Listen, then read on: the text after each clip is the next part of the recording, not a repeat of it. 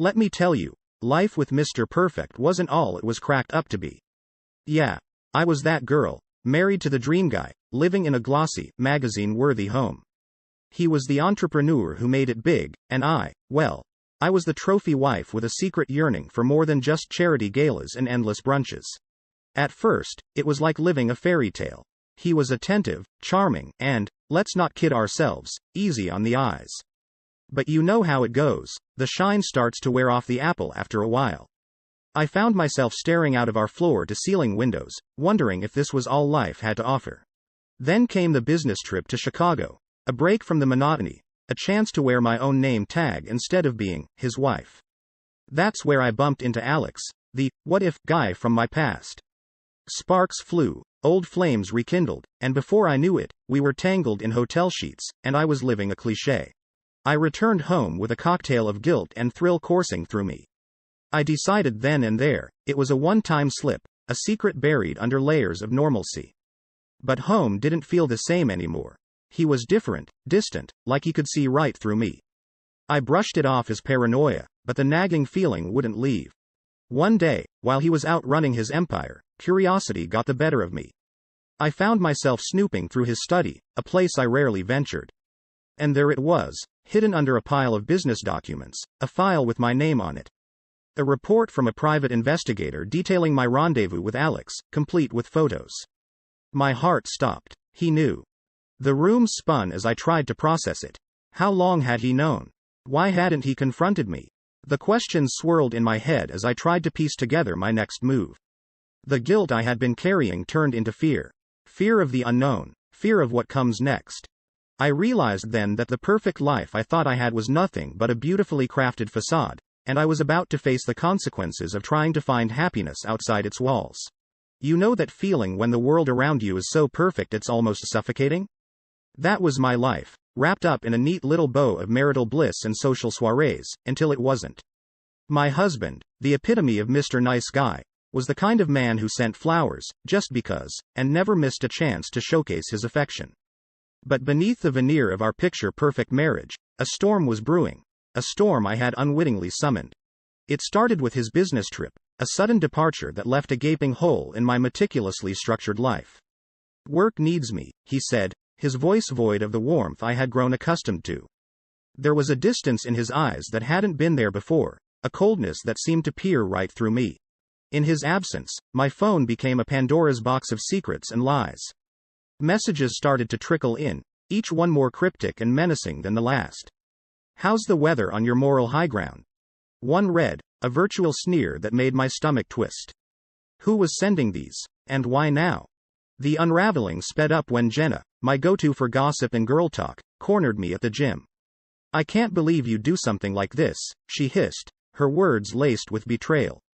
The anonymous source had been busy, spreading my shame like wildfire, and Jenna's confrontation was just the beginning.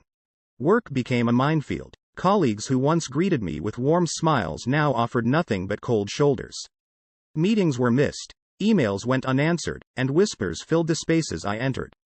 The isolation at work mirrored the growing chasm at home. My husband's kindness, once a source of comfort, now felt like a cruel reminder of the facade we were both upholding. The final blow came when I stumbled upon the truth of our finances.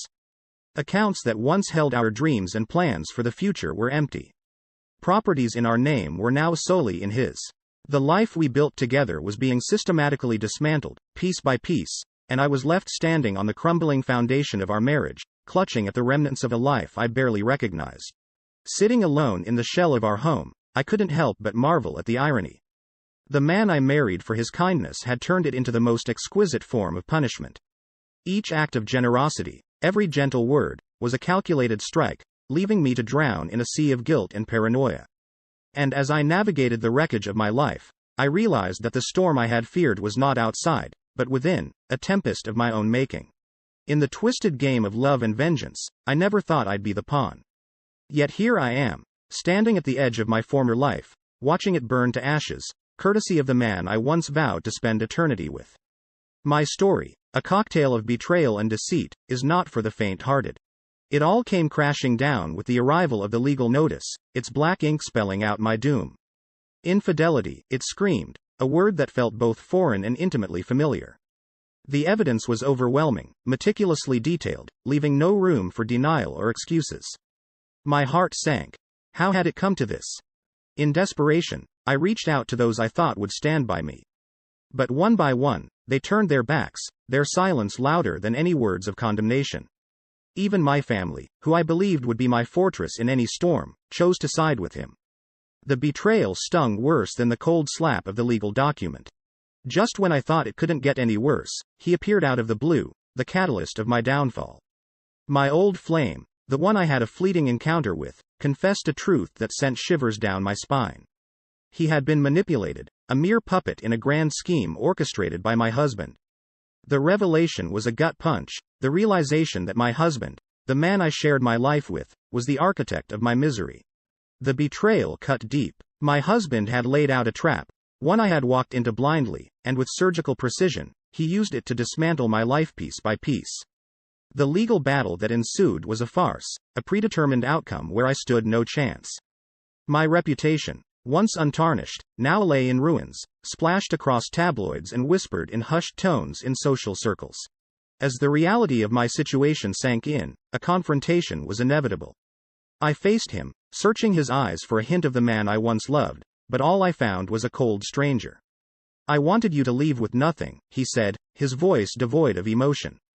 The confession was a chilling end to our twisted saga. The aftermath was a blur. My public fall from grace was brutal, each headline a reminder of the far-reaching consequences of my actions.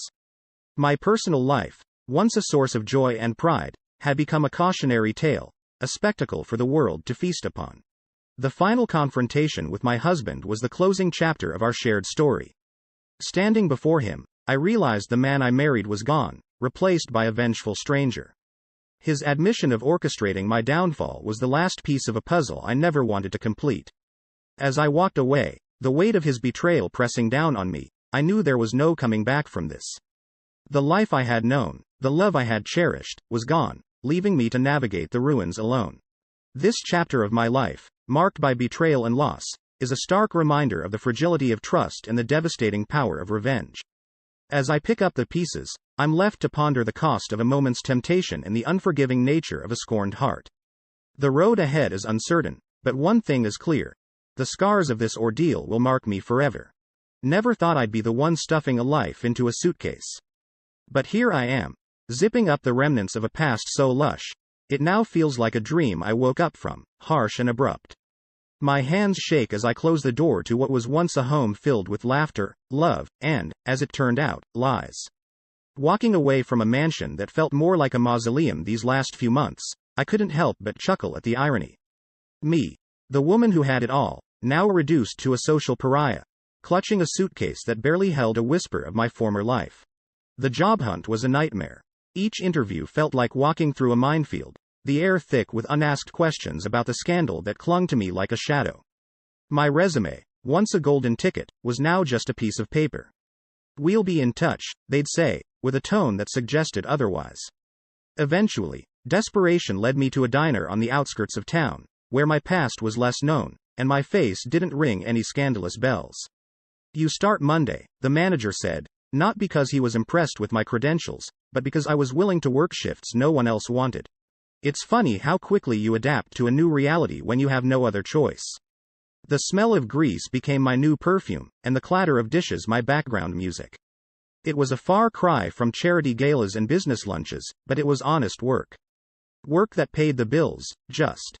Family, well, that's a chapter I wish I could rewrite. Calls went unanswered, texts ignored. My parents, once my rocks, became distant, influenced by the man I once called my partner. Holidays, birthdays, milestones, all passed in silence. The estrangement was a wound that refused to heal, a constant reminder of how far I'd fallen. But life has a funny way of throwing you a lifeline when you least expect it. Mine came in the form of an old friend, someone who had stayed neutral, watching from the sidelines as my world crumbled. We bumped into each other at the grocery store, of all places. There I was, comparing prices of generic brands, when I heard my name. Turning around, I saw a familiar face, one that hadn't looked at me with pity or scorn. Over coffee, she filled in the gaps. How people I considered close had turned their backs, how my ex-husband was now the toast of the town with his new wife, my once friend. He planned it all, you know, she said, her voice low, wanted to make sure you'd be left with nothing. The words stung, but they weren't a surprise. Not anymore. I'd learned the hard way that people aren't always what they seem, and love can turn to hate in the blink of an eye. That conversation was a turning point. It didn't change my circumstances, but it changed something in me. The realization of my complete loss was no longer just about the material things or the status I'd once held. It was about understanding the true cost of trust misplaced and love betrayed. I wish I could say I found redemption, or that I rebuilt my life into something even grander. The truth? Life went on, in its mundane and grueling way. But in that ordinariness, I found a resilience I didn't know I had. I found dignity in labor, strength in solitude, and a peace in the simple act of surviving, day by day. So, here I am, flipping burgers and wiping down tables, living a life so vastly different from the one I had planned. It's not glamorous, and it's certainly not easy. But it's real, and it's mine. And maybe, just maybe, that's enough. Hey everyone, I hope you're enjoying the video so far. If you do, please take a moment to hit that like button. It really helps me out and lets me know you appreciate the content. Also, if you haven't already, consider subscribing to the channel. Subscribing is a great way to stay updated with all the latest videos and to be part of our growing community. It's quick, it's free, and it ensures you won't miss out on any upcoming content. So go ahead, smash that like button and hit subscribe. Your support means a lot and keeps this channel going. Thanks for watching. The moment I stepped off the bus, a cold gust of wind slapped my face, a harsh welcome to my new reality. This small, obscure town was my chosen sanctuary, a place where the remnants of my past life and the scornful eyes that followed couldn't reach me. My arrival didn't turn heads. Here, I was just another face, another soul seeking solace in anonymity. Finding a place to stay was my first challenge. With limited funds and no references, I settled for a cramped room in a rundown boarding house. The stark contrast to my previous life's luxury wasn't lost on me. As I unpacked my belongings, a single suitcase with a few clothes and personal items, I couldn't help but feel the weight of my decisions crashing down on me. The first few weeks were a blur of job hunting and adjusting to my new circumstances. Employment opportunities were scarce, and my qualifications seemed irrelevant in this town. Eventually, I found work at a local diner, a menial job that was a far cry from my previous career. The work was hard, and the pay was minimal, but it was honest work, and it gave me a sense of purpose I hadn't felt in a long time. Living in poverty was a new experience for me. Every day was a struggle to make ends meet.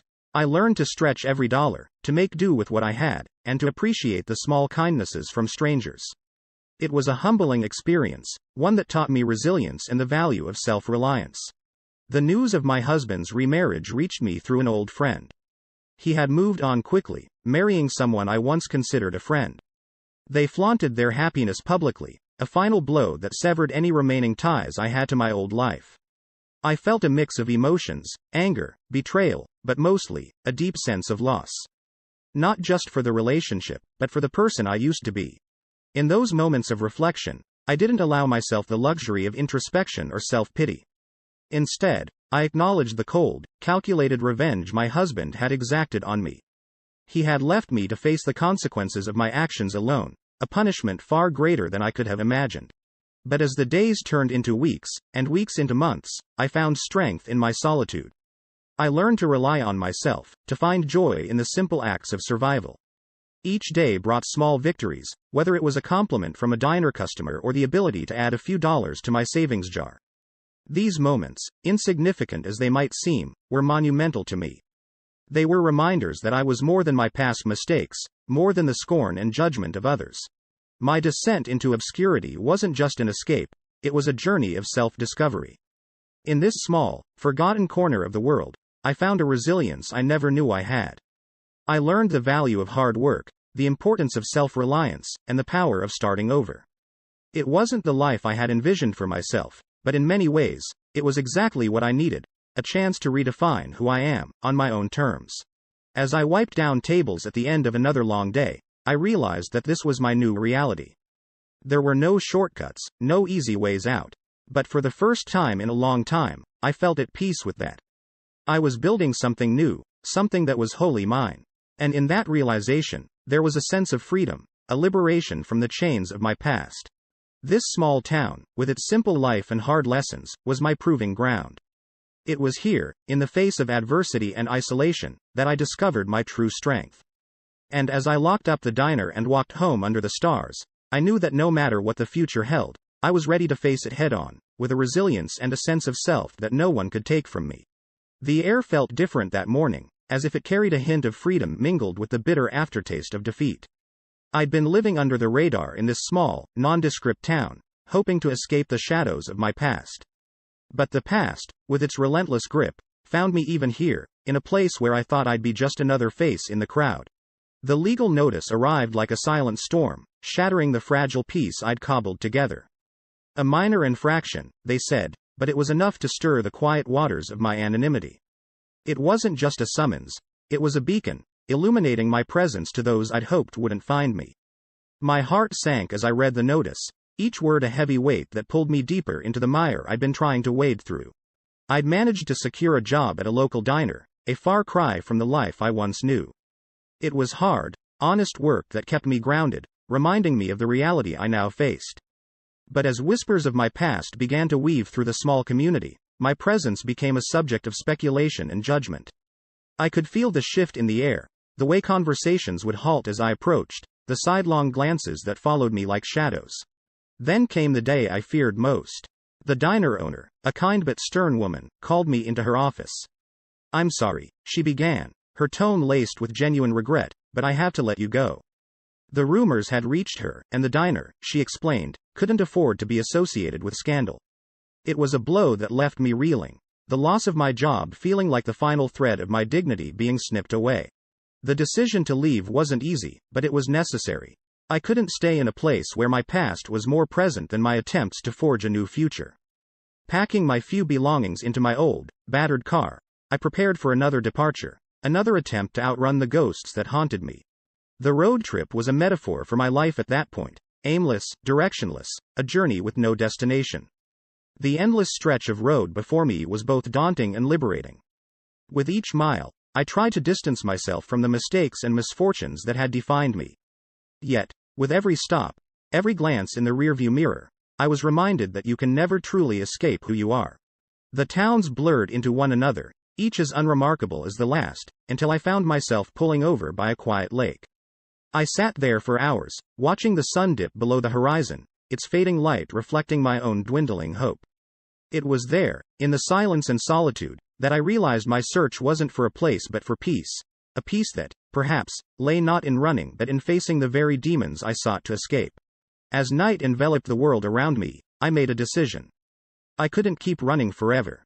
It was time to stop, to face the world with all its harsh truths and judgments. Maybe there was no redemption for me, no grand moment of forgiveness or acceptance. But there could be acceptance of a different kind, the acceptance of myself, of my flaws, and of the reality that the road to redemption is often a journey we must undertake alone. So, with the dawn, I'd start again. Not because I believed in a happy ending, but because, in the depths of despair, I'd found a sliver of strength.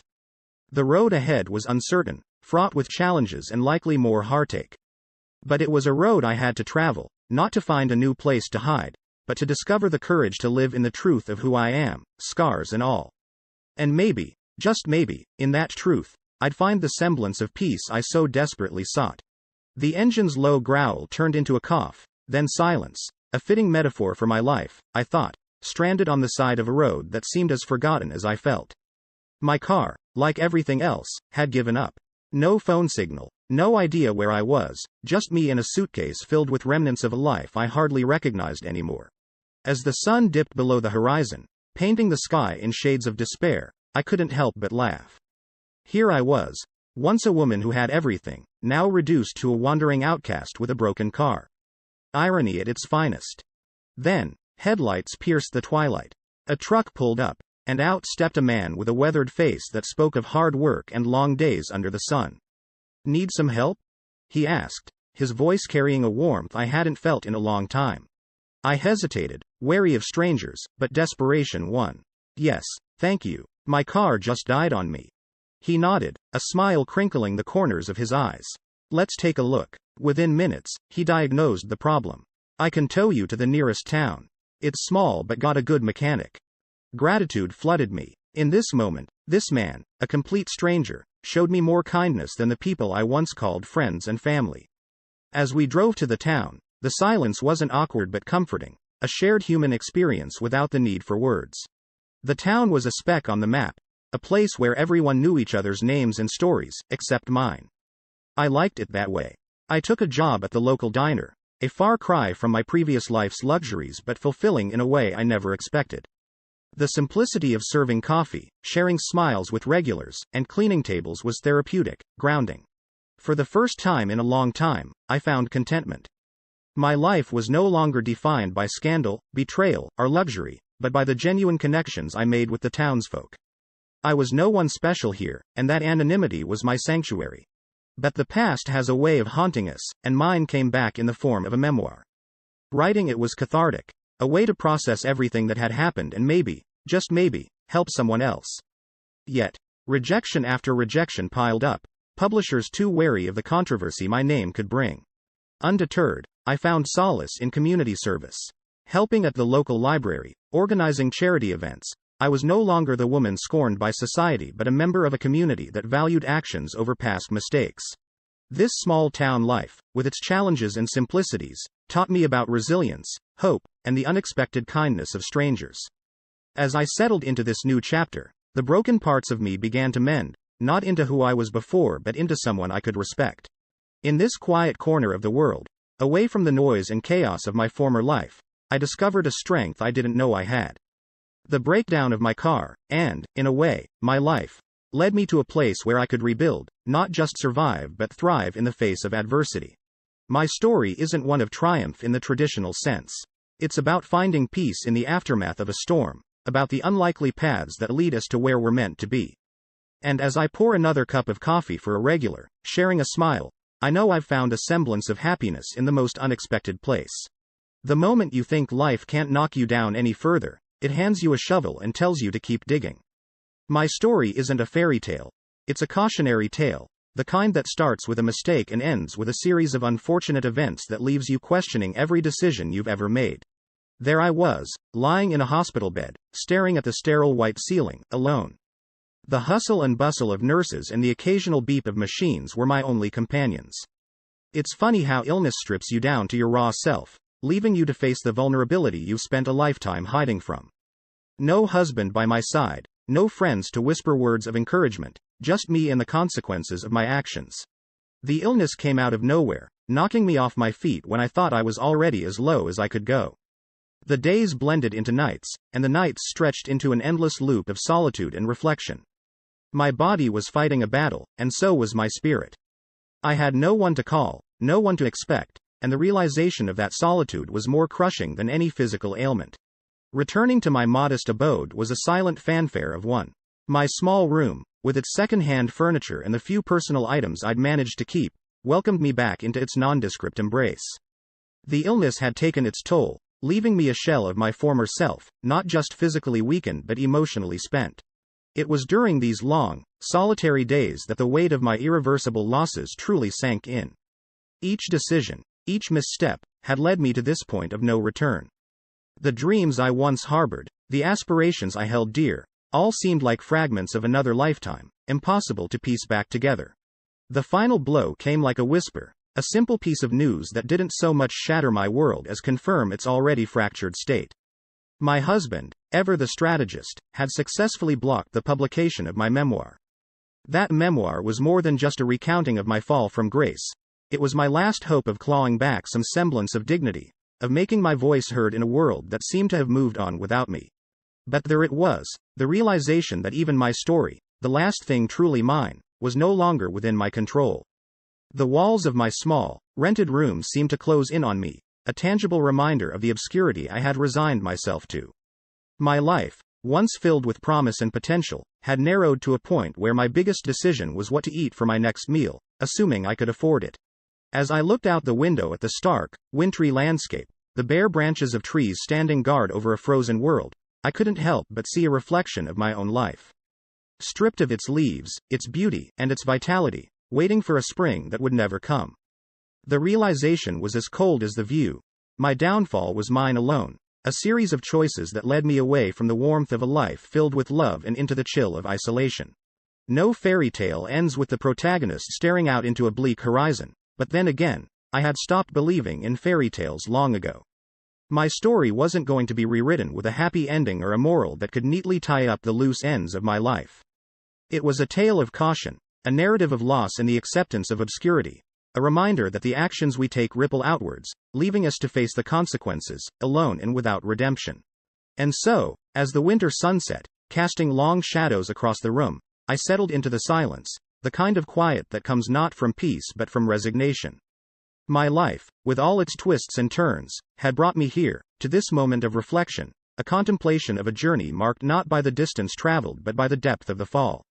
And in that silence, I found my ending, not with a bang, but with a whisper, a quiet acceptance of the life I had chosen and the paths I had walked, for better